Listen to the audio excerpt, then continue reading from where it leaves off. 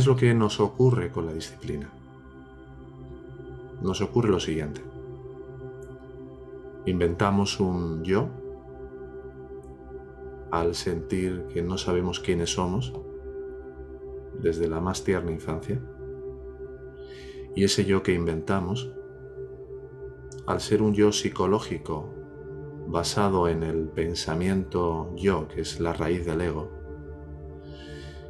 y al ser algo totalmente irreal, y teniendo por tanto una base irreal, a pesar de ello, por ser amados, por sentirnos amados, por nuestros padres, por nuestra familia, luego por nuestros compañeros del colegio, luego por nuestros profesores, luego por la sociedad, y así en un largo etcétera. Tratamos de esforzarnos para ser amados. ¿Y qué ocurre? Que cuando tú tratas de mejorar a un yo que en realidad tiene una sustancia totalmente ilusoria, es como el que está tratando de construir castillos de arena en la orilla de una playa con oleaje. Te parece que logras algo, ¿verdad? Te parece que consigues algo con tu esfuerzo, con tu disciplina, y si no está en tu prarabdha karma, que tengas que tener éxito en tal o cual empresa, ya sea en el amor, como pareja, en un trabajo, en lo que sea, de repente viene la ola y tira por tierra ese castillo de arena. Y de nuevo vuelves a escuchar a tu papá en tu cabeza, o a tu mamá, o a tu abuela, o a quien sea: tienes que esforzarte, tienes que poner lo mejor de ti, hay que ser disciplinado. Y empiezas a construir de nuevo tu castillo de arena.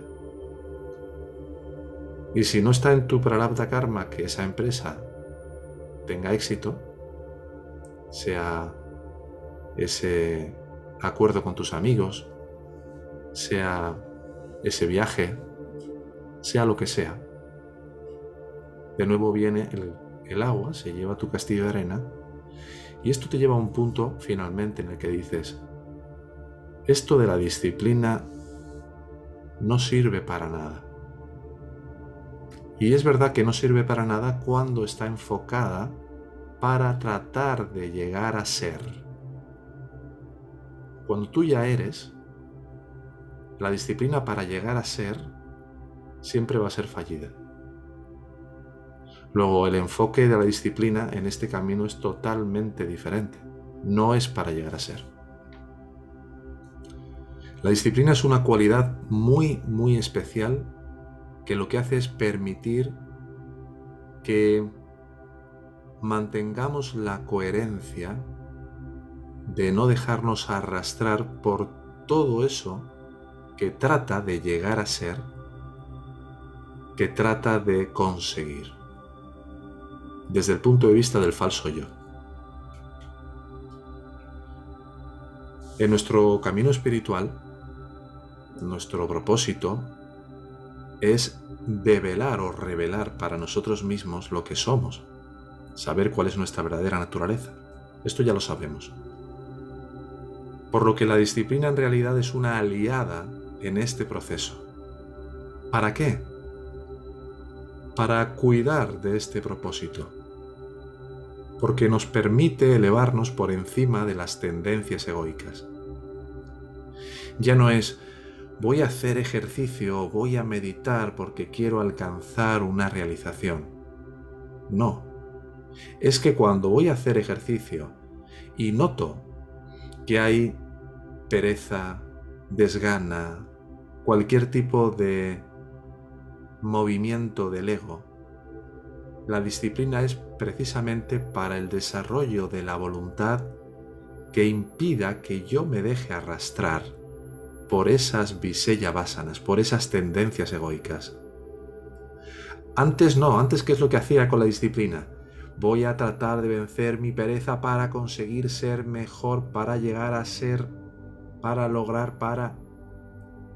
Y como el yo que está detrás de todo eso es falso, pues me frustraba una y otra vez.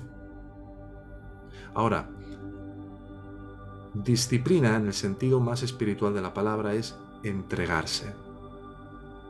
Ser disciplinado es aquel que sabe cuidar sus tiempos, sus compromisos, su orden, que le permite vivir de una manera práctica, sin conflicto, de una forma funcional. Es decir, al ser disciplinados, sin rigideces, pero sin laxitudes excesivas, lo que hacemos es simplificar enormemente nuestra vida. La alejamos del caos, del sinsentido, de la apatía que proviene de la disfuncionalidad. Y obviamente la disciplina se contrapone a nuestro ego,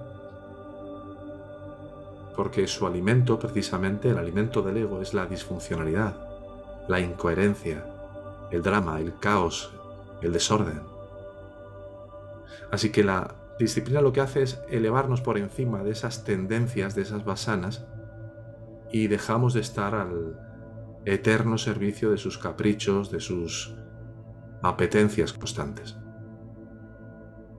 Por otra parte, si os dais cuenta, una persona que tiene un orden y que no es un orden que está al servicio de esa mejoría personal, sino que nota que en la medida que hay orden hay equilibrio, que en la medida que hay funcionalidad y practicidad hay liviandad, hay un sentido de dirección que es como empujado por las olas del espíritu.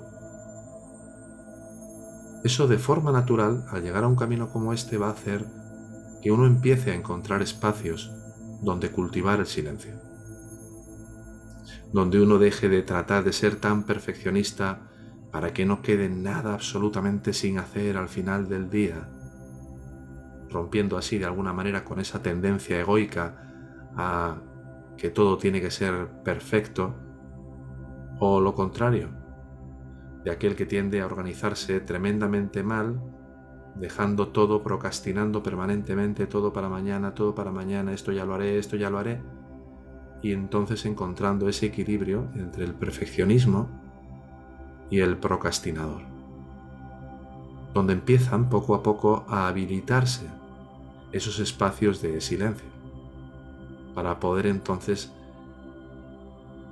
profundizar en lo que realmente somos. Y obviamente esto no le apetece nada a nuestro ego. Algunos de vosotros me habéis compartido en algún correo electrónico la tendencia que suele marcarse y encriptarse, diría, casi que encajonarse, de esa creencia de que tengo un problema con el compromiso o tengo dificultad con salir de un cierto grado de relajo o laxitud en cuanto a mi práctica, en cuanto a el tiempo que le dedico a ir hacia adentro, en cuanto al tiempo que le dedico al estar en silencio sin hacer nada. Mete a cualquier persona de hoy en día un día entero en una habitación sin televisión, sin radio, sin nadie con quien hablar, sin libros que leer, sin ventanas. Un día entero. La mayor parte de la gente se volvería absolutamente loca, porque no se ha desarrollado la capacidad de permanecer en lo que realmente somos. La mayor parte de la gente estaría divagando permanentemente en cientos de pensamientos, levantándose, tratando de entretenerse con recuerdos, con anticipaciones. Por eso digo que todo lo que sea ir en contra de la tendencia divagatoria de la mente, que es como un simio que no puede estar sino agarrándose de un pensamiento a otro pensamiento, porque es incapaz de permanecer en su fuente, por el profundo miedo al amor. Eso es lo que está detrás, totalmente detrás de la incapacidad humana para permanecer en el silencio. Porque el silencio hace que el ego sienta que no tiene agarre y como sabe que es su muerte, empieza a generar todo tipo de emociones, todo tipo de tensiones internas, físicas, sensitivas, de todo tipo. Todos los argumentos, todas las resistencias habidas y por haber. Por ejemplo, esta que decía, tengo un problema con la motivación o con el compromiso. Eso es una creencia que de repetírtela, de contártela una y otra vez, llega un momento en que te la terminas creyendo. Y te terminas creyendo también, si has ideado que no hay solución para que eso cambie, también terminas encriptando y consolidando esa creencia. Así que al ego lo que le gusta es la vía fácil. Y no significa que este camino sea difícil, ¿eh? No penséis eso. En lo más mínimo. Sin embargo, según lo vamos entendiendo con mayor detenimiento, el ego, como comienza a sospechar, pues no va a cooperar con nosotros para su propio egocidio. No, y es lo esperable además, si os dais cuenta. ¿Cómo va a querer el ego cooperar con algo que implica su desaparición? ¿Cuál es la desaparición del ego? Llévalo al silencio. No le dejes que se agarre a nada. Y como intuye y siente y palpita sabiendo que estas enseñanzas implican ulteriormente una total disolución de ese impostor, pues no coopera. Así que es normal que contemos con toda la gama de tentaciones habidas y por haber, con todas las distracciones. Empiezan a surgir dolores corporales cuando medito, picores aquí, picores allá. Y el ego, pues, ya sabes, ¿no? Te dice, quédate aquí acostadito, que ya eres eso, que no se trata de hacer, que no se trata de lograr, y claro que no se trata de hacer ni de lograr, pero al ego le interesa mucho que tú interpretes que este no alimentar lo que el ego te propone es un hacer, y que lo equipares con el hacer al cual te tenías sometido anteriormente cuando tratabas de llegar a ser, a través del personaje, lo que ya eres al nivel absoluto y de la realidad. ¿Veis? Es una ingeniería de transgiversación enorme. En las antiguas enseñanzas budistas se hace una recomendación muy importante. Se dice, hasta que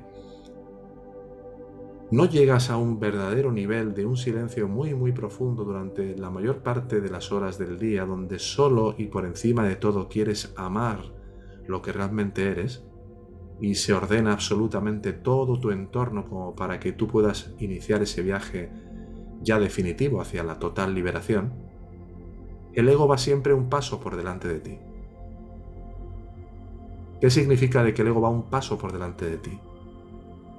Que va a llegar un momento en que cuando tú crees que esa conclusión a la que estás llegando en relación al ego es algo que está más allá del ego, en realidad es el ego disfrazado de una especie de versión más sofisticada y espiritual, haciéndote creer que esa conclusión a la que llegas respecto del ego está al margen del ego. Así que la disciplina es un medio temporal, solo temporal, que utilizamos mientras se incorporan estos nuevos hábitos que son sustituidos por los anteriores. Hay unos patrones que son viejos, que van siendo reemplazados por los nuevos. Por ejemplo, si tienes una cierta tendencia a pensar en determinados problemas, ese patrón cansino llega un momento que por la práctica de la autoindagación, por la práctica de la autoatención, de la meditación también, a través de la consciencia testigo, sin identificarte, etc., llega un momento que ese viejo patrón de ese tipo de pensamiento rumiador empieza a ser suplido por otro pensamiento más ordenado que no tiene esa frecuencia o esa dimensión tan destructiva y tan alienante como el que tenías. Hay una progresiva purificación de la mente a través de una reordenación mental, a través de una reducción del caudal de pensamientos, de la frecuencia y de la intensidad de estos. Y entonces pues antes a lo mejor culpabas a los demás o temías un mal futuro y ahora de repente estás entregando o rindiendo el para qué de ese tipo de inclinación. Antes a lo mejor te la pasabas comiendo, viendo la televisión o una serie tratando de matar el tiempo para mitigar ese vacío, esa sensación de soledad, y ahora de repente te encuentras que parte de ese tiempo empieza a estar ocupado con estar haciendo una práctica, estar repasando un satsang, reflexionando hondamente sobre algún aspecto de tu vida en el cual no habías llegado a tomar suficiente responsabilidad. Y llega un momento en que deja de haber disciplina cuando ya pasa a ser parte de mí. Cuando deja ser parte de mí esa antigua manera de ver el mundo. ¿Qué le ocurre a mucha gente que llega a la Advaita Vedanta, a la no dualidad? Que siguen cargando con toda una maquinaria ingente de patrones disfuncionales y quieren ya poder estar solo haciendo un giro de atención y viendo que todo es falso y que todo no es verdad. Pero si apenas has subido las escaleras de la primera planta. Está bien que se te indique, y es lo que hacemos en la escuela, cuál es tu verdadera naturaleza y que el atender a tu verdadera naturaleza, como nos dice Ramana en el Guru Vachaka Kovai, es hacer del camino la meta. Pero cuando no puedes hacer de tu camino la meta, tienes que saber por dónde va el camino. Cuando vas por una carretera y de repente te pierdes con el coche y te metes en un camino de arbustos o en una carretera de un pueblo que ni conoces, tienes que empezar a preguntar a la gente que hay alrededor. Tienes que buscar qué otras pistas hay que te puedan permitir regresar a la autopista. Pero lo que no haces es estar por una carretera de pueblos contándote que estás en la autopista. ¿Veis esto? Así que la disciplina es amar y cuidar tu propósito y tu proceso. El ego, como sabemos, es la total oposición a la realidad. Porque para acceder a la realidad tenemos que oponernos a nuestro ego. Pero esto no significa que lo rechacemos, sino, como nos dice la enseñanza, que vayamos por encima de él, que nos elevemos por encima de sus dictados, lo cual implica aprender a no hacerle caso. Y esa es la gran diferencia. Dejo de obedecerle si sigo sus dictados. Me elevo por encima de él. Y así poco a poco toda la vida de uno es entregada a estas enseñanzas. Bebemos de ellas, comemos de ellas día tras día. Llenamos nuestra mente y nuestro corazón con ellas, en la medida que las vamos aplicando cada vez con mayor disposición a cualquier situación. Nos damos cuenta de que son la única llave que te va a permitir conectar con la puerta de tu corazón, del sí mismo, del yo soy. Por eso es tan importante la reflexión y la vivencia del satsang.